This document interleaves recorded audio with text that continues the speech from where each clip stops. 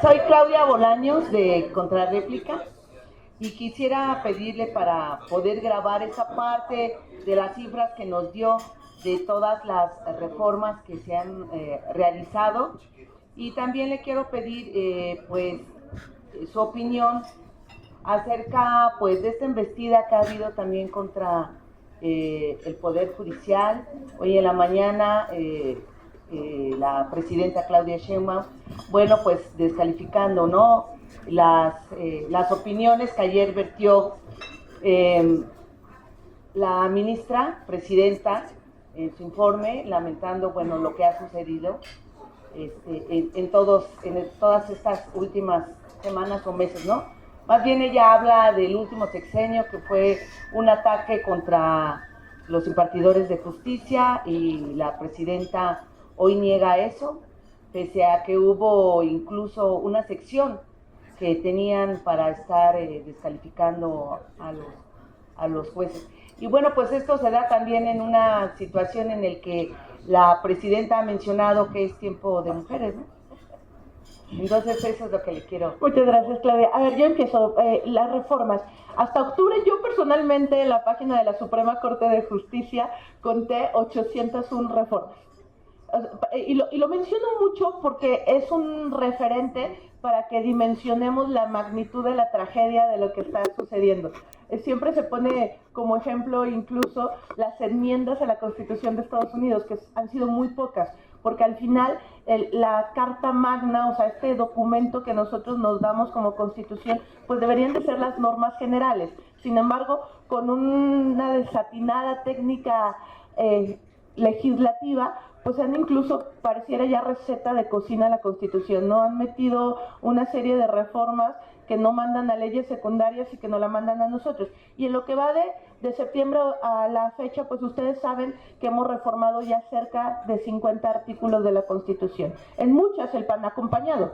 La reforma al artículo 2, por ejemplo, la reforma al artículo 4 de igualdad sustantiva, el reconocimiento a los pueblos indígenas. O sea, hay algunas en las que hemos acompañado. La reforma en términos laborales también. Sin embargo, yo sí creo, y aquí voy a la segunda pregunta, que lo más complicado de este periodo es esa embestida en contra del Poder Judicial, porque al final del día no pretenden la búsqueda de que haya una mejor impartición de justicia. Lo que es un ataque contra un poder, una venganza contra un poder que supo ponerle límite a otro poder. Y yo lo lamento profundamente, porque al final del día, aunque suene exagerado, estoy convencida que es la antesala de la dictadura.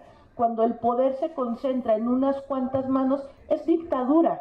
¿Y no les pareció que hubiera un poder que actuara con la dignidad de hacer lo que le correspondía y no someterse a los caprichos del entonces presidente Andrés Manuel López Obrador? Por supuesto que no puedo compartir que cuando llega una, llegan todas, porque el hecho de que llegue la primera presidenta de la República, que no tuvo ni siquiera el atrevimiento de llamarle por su nombre a la ministra, que también es la primera mujer presidiendo el Poder Judicial, pues no está hablando de que sea sororaria, como luego se dice. El hecho de que en una tómbola hayan terminado con las expectativas, con la carrera de muchas mujeres que lograron llegar a ser juezas gracias al esfuerzo personal, pues me parece que no está respetando el de que llega una, llegamos todas.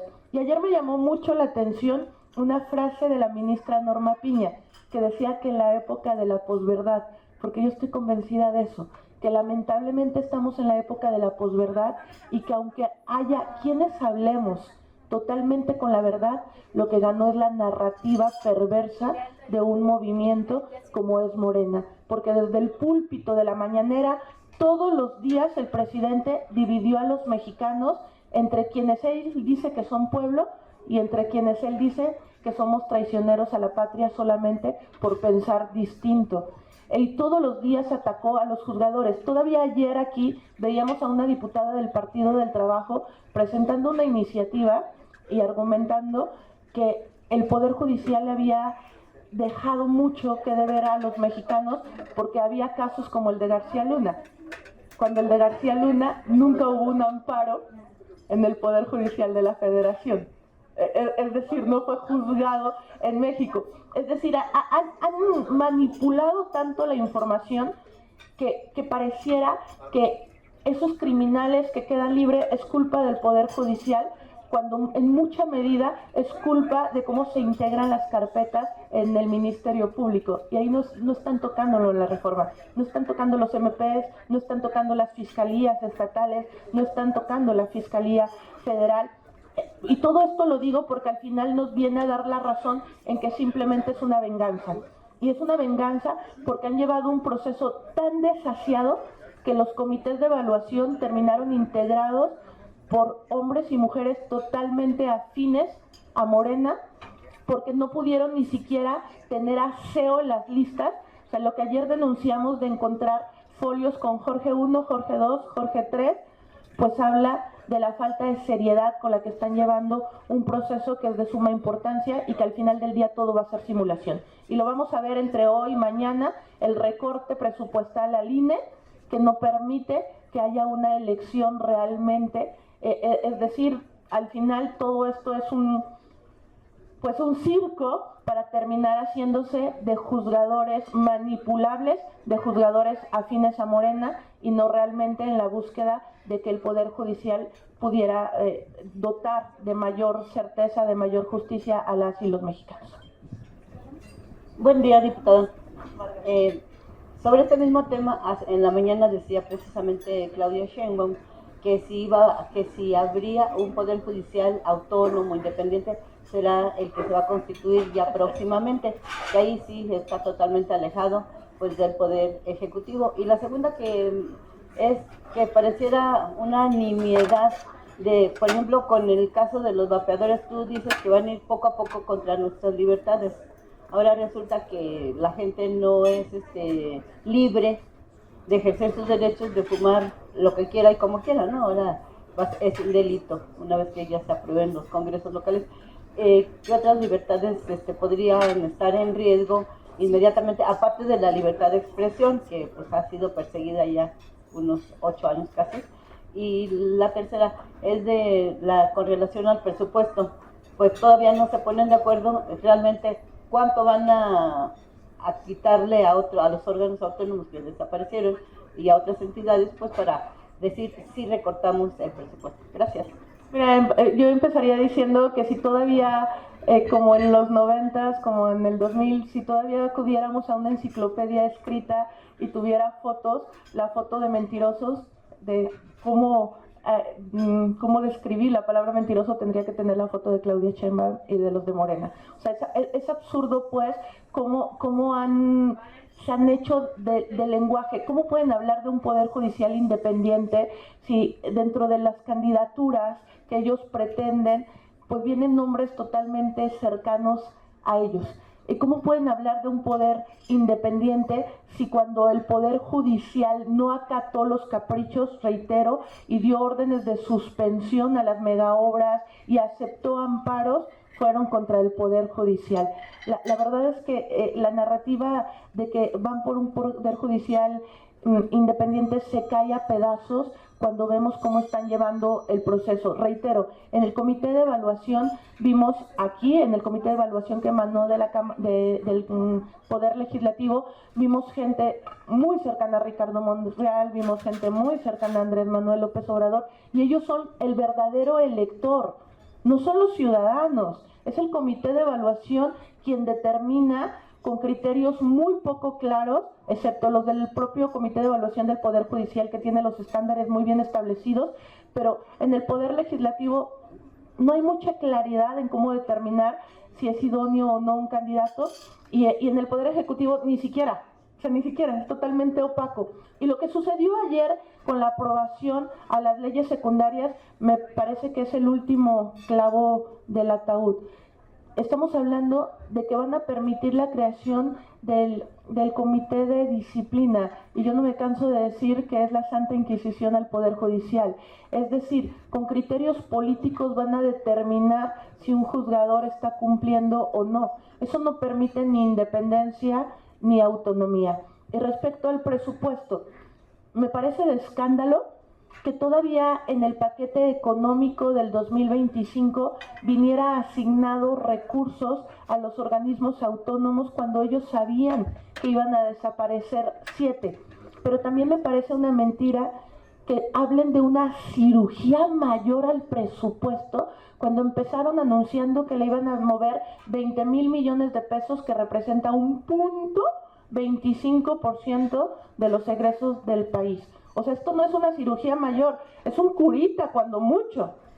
Y luego terminaron, si no me equivoco, en poco más de 40,000 millones de pesos, que es lo que van a reasignar, que no representa en realidad nada y que sí les sirve para lavarse la cara y decir, no, sí, en las comisiones de presupuesto y Hacienda sí analizamos y sí modificamos recursos, pero al final del día sigue estando ahí en el dictamen un recorte del 36% a la Secretaría de Seguridad, cuando el país sí está inmerso en una crisis de inseguridad. A mí me parece, insisto, lamentable que traten de decir que Zacatecas, por ejemplo, ya es un ejemplo de buena administración de seguridad cuando sigue habiendo muertes todos los días, cuando sigue habiendo desaparecidos todos los días. Y le vuelven a recortar presupuesto ya en la reasignación al Poder Judicial. Es decir, ahí está clara la venganza. No le recortan al Tren Maya, que le mandan nuevamente 40,000 millones de pesos cuando ya representó un sobrecosto del costo original de más de 250%. Le vuelven a mandar recurso a Dos Bocas, no le mandan recurso a infraestructura carretera, lo que viene etiquetado para infraestructura va a ser otra vez para trenes y no para las carreteras que están en pésimo estado. Es decir, sí creo que es un presupuesto muy mal distribuido, que se respeta que haya prioridades de la Presidenta de la República. Al final del día la Presidenta ya ganó, pero lo que nosotros hemos exigido una y otra vez es que también se respete las prioridades de las y los mexicanos. Por eso nosotros seguimos insistiendo en nuestro proyecto alternativo de presupuesto, en el que pedimos que se reasigne un 4.4%, que representa 200,000 millones de pesos, para que sí haya recurso para Fortasec, para policías, para que haya un nuevo programa de búsqueda, identificación de personas desaparecidas, que todo el recurso que ahora le siguen otorgando al IMSS Bienestar, que resulta que no es un sistema de salud como el de Dinamarca, pueda irse a un seguro universal de salud para todas y todos los mexicanos, que le reasignen recurso a la educación pública, porque hacen una corrección ahí súper pequeña para la UNAM, pero pues pareciera que están jugando a esto del bombero pirotécnico, ¿no? Hago el incendio y luego lo trato de apagar. O sea, le recortan y luego aquí ya bajo otra vez una nueva orden de la Presidenta de la República, le reasignan, pero termina sin ser suficiente. Es decir, me parece que es una simulación también lo que están haciendo con el presupuesto, porque 42,000 millones de pesos pues no representan ni el 1%, y eso es lo que pretenden moverle, y otra vez a costa de organismos autónomos que desaparecen, a costa del Poder Judicial. Hola, diputada, buenos días a todos. Dos temas, diputada. El primero, ¿qué le parece a usted el llamado que hace ayer la presidenta Sheinbaum a los gobernadores para corresponsabilizarse en el tema de seguridad? ¿Cree usted que es oportuno? ¿Observa usted un cambio de rumbo en el sentido correcto con respecto al anterior gobierno? Eso por un lado.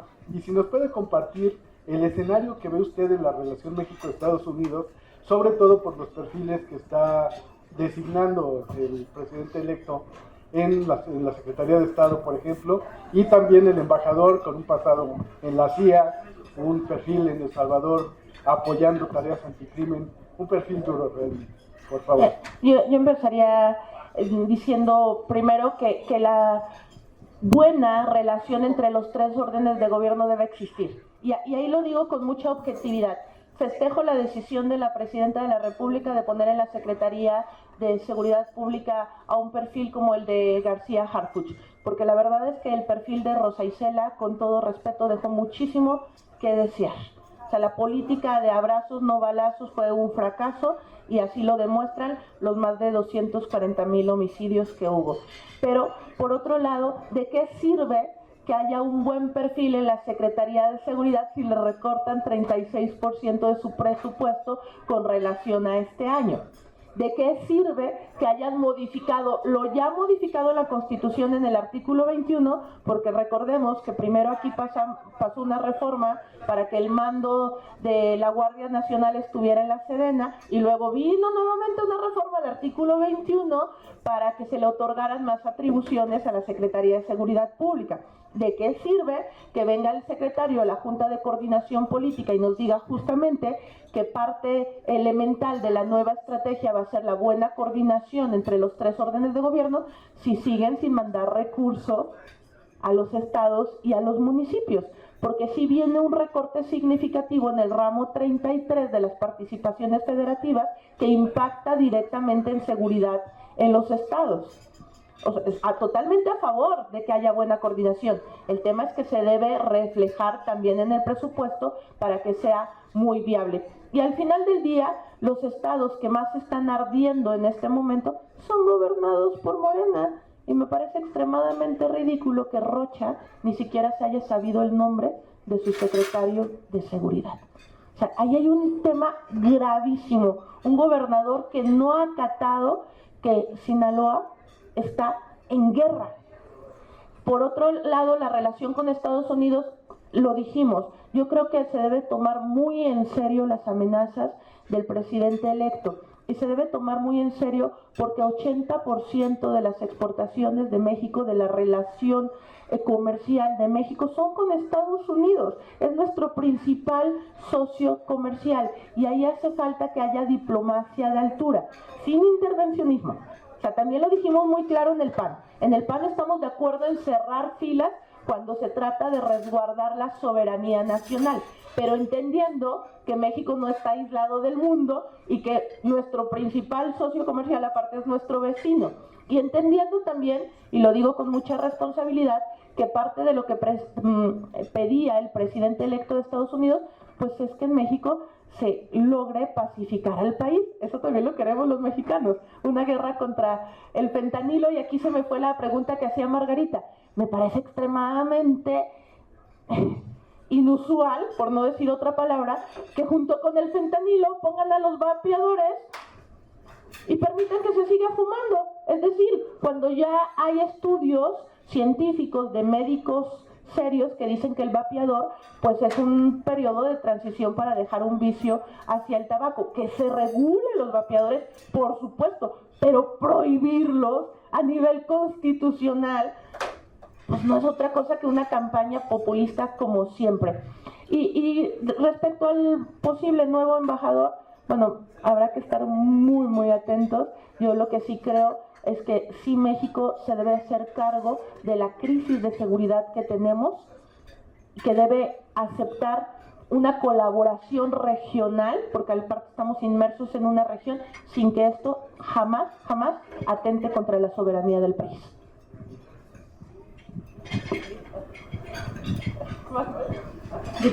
Diputada, coordinadora también, buenos días. Yo quiero preguntarle con respecto al tema de la relación México-Estados Unidos.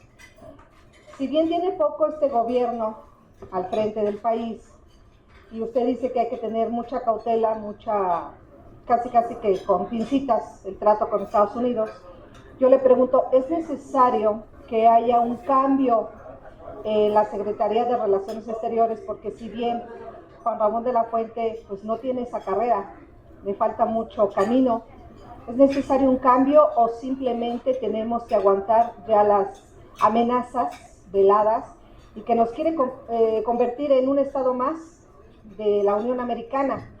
Es decir, sin haber tomado protesta ya nos dobló. Yo diría que es una expresión fuera de lugar la que hace el presidente electo de Estados Unidos de decir que nosotros debemos ser un estado de la Unión Americana. Incluso le ocasionaría muchos más problemas a Estados Unidos, y por supuesto que nosotros no lo permitiríamos bajo ninguna circunstancia. A mí lo que me preocupa es que se vuelva una guerra de declaraciones absurdas. Es decir, sí me preocupó mucho la respuesta de la presidenta respecto a la amenaza de del 25% de aranceles a productos mexicanos, que ella contesta, con un arancel vendrá otro. A ver, yo lo que creo, insisto, es que se debe hacer diplomacia de altura, entendimiento respetuoso entre las dos naciones sin que una se subordine a la otra. Pero pues estamos hablando, y lo tengo que decir, de dos populistas al frente del Ejecutivo, y eso al final del día repercute en las y los mexicanos, así que también como en los ciudadanos de Estados Unidos. Respecto al cambio del secretario, mira, lo que creo es que debe haber un cambio en cómo se lleva la diplomacia en el país, que no se confunda el respeto a la soberanía por la buconería, pues, o sea, eso es lo que me preocupa de sobremanera. Buenos días a todos, buenos días, diputada. Mi pregunta va en el siguiente sentido, y casi nadie tomó en cuenta que tanto el gobierno de México como el gobierno que está por entrar de Donald Trump ya anunciaron que para finales de enero, principios de febrero, habrá un intercambio de soldados. Y lo aprobaron ayer, y según esto no se iba a permitir que ingresara ningún soldado norteamericano a terreno mexicano, y viceversa, ¿no? Y ya fue aprobado. Entonces, es donde yo le pregunto, ¿coincide usted en que dicen una cosa como lo dice la misma presidenta y hacen otra como la chimotrufia? Porque la presidenta dijo, no permitiremos que un soldado norteamericano pise tierra mexicano. Ayer fue aprobado a petición de ella. Su punto de vista, por favor. No, pero por supuesto que como dicen una cosa, hacen otra. Dijeron que no iban a militarizar el país y terminó la Guardia Nacional integrada por puros militares. Dijeron que no iban contra los órganos autónomos y terminaron desapareciendo los organismos constitucionales autónomos. Dijeron que estaba prohibido prohibir y prohíben los vapeadores en la Constitución. Por supuesto que al final del día todo es un discurso hueco. Ayer aprueba el Senado que vengan estos militares en carácter de capacitación. Yo respeto muchísimo la decisión, insisto, siempre y cuando sea una relación de cooperación y no la intervención de un país a otro. Gracias. Buenos días, coordinadora. Buenos días a todas, a todos. A ver, ayer decían, diputada, hablaban del 6%, como lo recomienda la OMS en términos de salud, el 6% del presupuesto me refiero.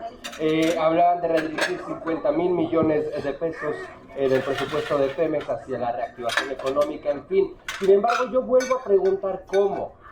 ¿Sí? Porque pues sí, efectivamente presentar propuestas, ideas, planes, pues sí es bastante interesante, pero ¿cómo lograrlo? Número uno. Número dos, por otro lado, mencionaba el tema de los vapeadores. ¿Para quién está trabajando la bancada de Morena? ¿Quién beneficia prohibir los vapeadores? Muchas gracias. Muchas gracias, Fer. A ver, en primer lugar, efectivamente, el presupuesto es como coloquialmente siempre lo hemos dicho, una cobija. Si la jalas para cobijar algo, pues descobijas la otra parte. Por eso ahí nosotros presentamos, a mi criterio, extremadamente responsable nuestro plan alternativo. Porque cuando hablamos de tener 200,000 y cacho millones de pesos como un fondo, decimos de dónde sacarlo. Quitarle 50% a lo destinado al Tren Maya, ya son 20,000 millones de pesos. Quitar todo el fondo que vuelve a ir en apoyo a la banca. La bandera de Morena durante años ha sido que prácticamente el país quebró porque el prianismo aprobó el Fobaproa. Digo, yo no me canso de decir que lo apoyaron ellos, porque Nacho Mier era diputado por el PRI en ese tiempo. O sea, son los mismos actores. Pero bueno, si tanto les incomoda el Fobaproa, que el 100% de lo destinado al rescate a la banca del 2025 vaya a este fondo que nosotros proponemos reasignar. Por otro lado, estamos proponiendo también quitarle un porcentaje a lo que destinan a Pemex. Otro tema es que subestimaron el precio del barril del petróleo, porque pretenden ese recurso usarlo a discrecionalidad. Es un tema de la ley de ingresos. Pero bueno, al final del día lo que pretendemos es tener este fondo, todo el 100% de lo que va a IMSS Bienestar, también redirigirlo a un seguro universal. Y con este fondo nosotros lo que proponemos son estas acciones de seguridad, salud, educación, donde decimos con exactitud cuánto es lo que queremos destinarle más. Pero al final del día, respondiendo lo que tú dices, por supuesto, sería muy irresponsable decir, mandemos más infraestructura carretera sin decir de dónde lo sacamos, porque al final del día el presupuesto es finito. Y estamos hablando de los 9 billones con B que ellos mismos han propuesto. Lo que nosotros pretendemos es cómo se haga la redistribución, porque también lo que nos alerta es esta deuda histórica. Una deuda que hoy por hoy no solo representa que cada mexicano debamos 140,000 pesos, representa que el pago de intereses de la deuda es superior a las 77 acciones prioritarias de la presidenta. Pero esto no lo dicen. Y el problema no es la deuda en sí. El problema es cuando se convierte en insostenible y cuando va dirigida a inversiones como el Tren Maya, que aparte ayer nos enteramos por un medio de comunicación que también trae deudas. Termina siendo un barril sin fondo. Perdón, la semana pasada, jueves o viernes me parece, el senador Óscar Cantón Cetina, allá en Morena, pedía a Pemex un plan de pagos con un calendario específico, cómo saldar las deudas con sus proveedores, especialmente con las pymes. Quiero saber si acompañarían, me parece lógica la respuesta, pero si acompañarían esta propuesta que está haciendo. Por supuesto, conociéndola y si es en beneficio del país, pues hay que ver cómo está. Lo que yo sí te digo es que no podemos olvidar que hay 3 formas en que el gobierno se hace de recursos. Y no el gobierno, es el dinero de todas y todos los mexicanos. Impuestos, Pemex y deuda. Y Pemex hace mucho que dejó de generar, al contrario, tiene que ser subsidiado por el propio gobierno. Entonces ahí es donde nosotros proponemos la redistribución. Me parece que hay que analizar, desconozco yo la propuesta del senador, con base en el análisis, ver si se acompaña o no se acompaña. Lo que sí es que no podemos seguir sosteniendo una paraestatal que no le está funcionando a México y que está en pésimas manos aparte. ¿Qué nada los vapeadores? Los vapeadores, a ver, es que es increíble, y reitero que es increíble cómo no prohíbes el cigarrillo normal y prohíbes el vapeador. Yo ahí lo dejo a la imaginación para quienes están trabajando. Y más cuando, perdóname lo que voy a decir, pero ves diputadas y diputados de Morena vapeando adentro de la Cámara de Diputados. O sea, reitero, todo es un discurso, todo es una narrativa para tratar de venderles a su pueblo bueno y subestimar la inteligencia de las y los mexicanos. Buenos días, diputados. Nada más voy a ir con 2 preguntas, muy rápidas. A ver, sobre su experiencia, la experiencia personal de ustedes. Cuando entró Peña Nieto, el presupuesto en aquella época fue de 2.373 millones de pesos, 2.373 millones de pesos. Cuando él se va con 5.279, es decir, creció como un poco más al doble. Y de aquí, pues igual, con Andrés Manuel fueron 5.800 y hoy se va con 9.000. La experiencia de ustedes ¿es posible que México soporte este tipo de crecimiento de presupuesto? Esa sería la primera pregunta. Y la segunda, la historia, acabo de hablar de historia, cuando el embajador Tafta aquí en la época de Madero, pues fue quien intrigó la decena trágica, fue uno de los intrigadores. Y en Panamá fue el embajador Arthur Davis, que cuando fue la época de Noriega fue el que estuvo ahí intrigando también para que Estados Unidos interviniera contra Noriega. Hoy tenemos un agente de la CIA y la pregunta es muy simple. Habrá que tenerle miedo a ese señor porque ya se ha visto a través de la historia cómo es Estados Unidos cuando empieza a hacer sus contactos para desestabilizar países. Respecto al presupuesto, es que ese es el tema. Tenemos con 6 años consecutivos con presupuestos extremadamente irresponsables.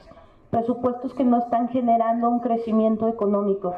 ¿No dijo el propio Andrés Manuel López Obrador que el crecimiento de México iba a estar encima del 5% y no llegamos al 2%? Ese es el problema y mal distribuido. Nosotros lo hemos dicho, cuando votamos a favor de los programas sociales, dijimos, está bien, un programa social con ese carácter sirve como paliativo, pero no resuelve el problema. Otra vez no hay recurso para el apoyo a pequeñas, medianas empresas. Claro que va a tronar, va a llegar el día que va a tronar, y más cuando la deuda pública hoy representa el 51% del Producto Interno Bruto. Por supuesto que va a tronar, Y eso es lo que a nosotros nos alerta. Y respecto al embajador, a ver, yo lo que diría es que el gobierno de México, las fuerzas políticas, incluido el PAN, debemos cerrar filas por México.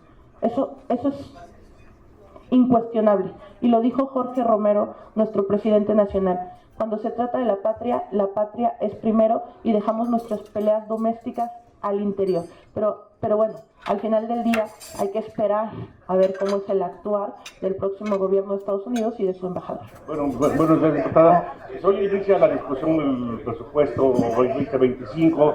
¡Vente! Sí, perdón, el presupuesto del 25. El presupuesto 2025, y vemos que con López Obrador no avanzaban las propuestas de la oposición. Ahora con una mayoría morenista vamos a ver un debate sin argumentos, donde la oposición, aunque sea como ocurría en el pasado, ganen el debate, pero van a perder la votación. No es una frustración para la oposición y para Acción Nacional presentar una propuesta alternativa de presupuesto y que a la mera hora de votar ahí en el pleno en las próximas horas sea rechazado y ninguna de sus propuestas sea aceptada? No es una frustración para la oposición. Y la segunda pregunta sería, ese diálogo que prometió la presidenta Sheinbaum de dialogar con todos los sectores de la población, con todos los grupos de la sociedad, y nomás lo ha hecho con el sector privado, y no vemos que no se ha sacado ni con el poder, solo con una parte del poder legislativo, pero el poder legislativo lo integran otras tres fracciones parlamentarias de oposición. ¿Qué sienten ustedes al ser rechazados por la presidenta Sheinbaum, PRI, PAN, Movimiento Ciudadano, que ni siquiera les abre la puerta, ni siquiera los ha convocado? Mira, yo empezaría diciendo, aunque parezca cantaleta y lo decimos todos los días, que no olvidemos por qué está conformada la Cámara como está. Es decir, fue a raíz de una serie de traiciones.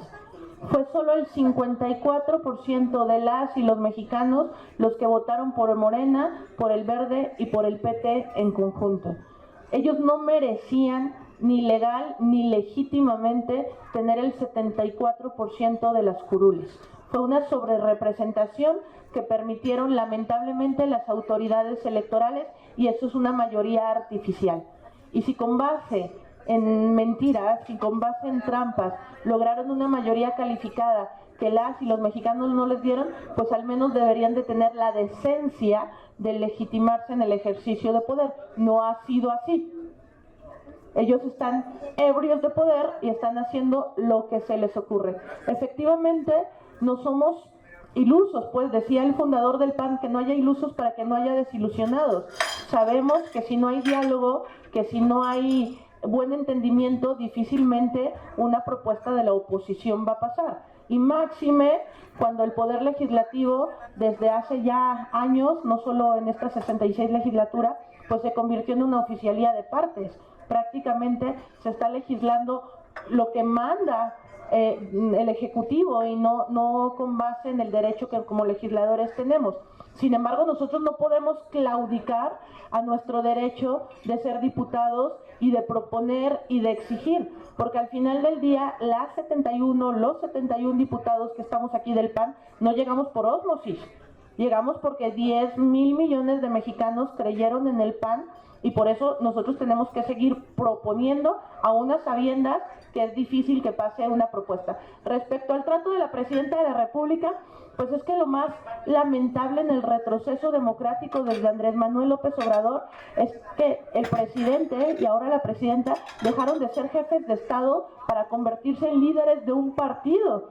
Y perdón que lo diga, porque tampoco me canso de decirlo, se atrevieron a hacer lo que ni Salinas de Gortari hizo, privatizar al pueblo.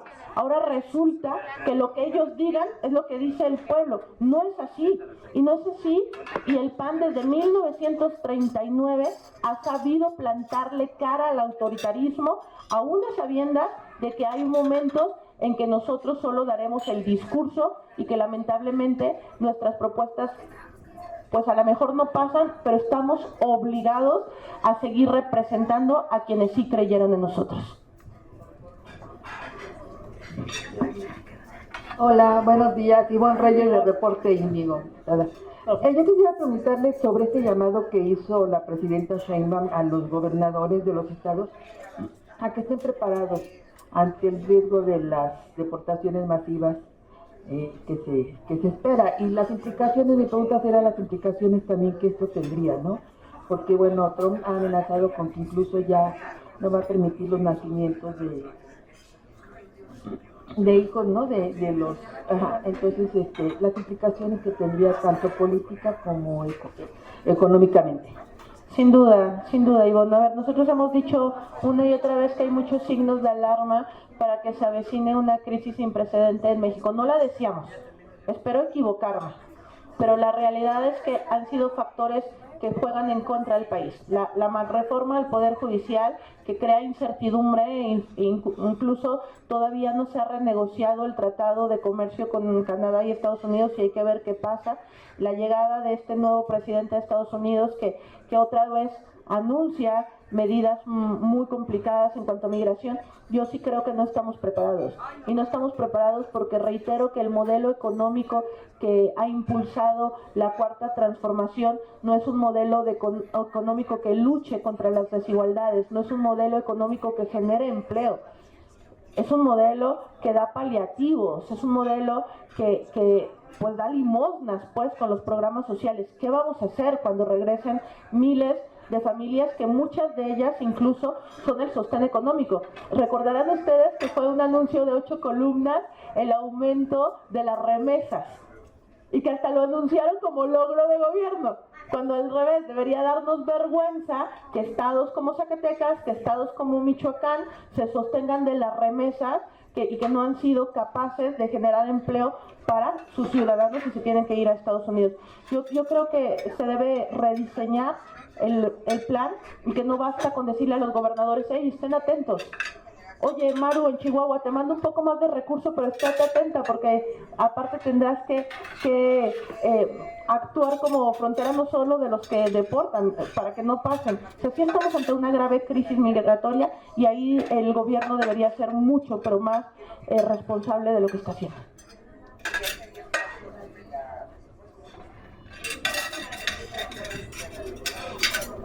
Imagínate tú cuando una familia le deporten a su familiar y deje de recibir ese recurso de remesas, ¿no? Ya eliminaron el 3x1 de entrada, un programa que sí permitía que los migrantes intervinieran en las políticas públicas de sus municipios. Yo sí creo que estamos ante una señal de alarma gravísima. Son todas las preguntas, diputada. Muchas gracias. Oigan, de verdad, gracias. Ya incluso empezó la previa del grupo parlamentario aquí a un ladito. Entonces, si ustedes me permiten, ¿una foto? No, nomás agradecerles mucho, desearles muy feliz Navidad.